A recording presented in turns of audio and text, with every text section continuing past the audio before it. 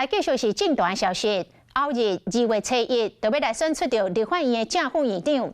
民众党团总共哪力两党，拢已经见过面讲过话咯。早起一透早，郭文泰来到党团开会，经过1点半钟的讨论，民众党的立委讲，党团已经有共识，明仔早起的9点半，会甲党团的人数做伙来公布。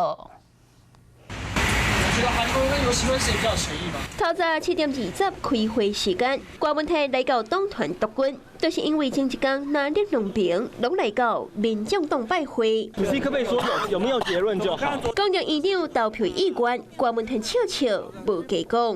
如果你们不在，我就跑了。行到公车站，看到公车一来，就先上车，闪记者。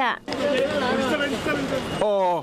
根据了解，新会8点外就清场，干那老郭文泰和8位前立委都是无希望消息有漏泄。经过1点半钟的会议讨论，8位私底下表示，党团已经有初步共识，明仔载透早9点就会公布。要不要拥抱一下？前一天，哪力两党拢来拜会，媒体人王伟汉在面册顶悬铺文章，认为讲这场面试，民众党的背色这摆也上济。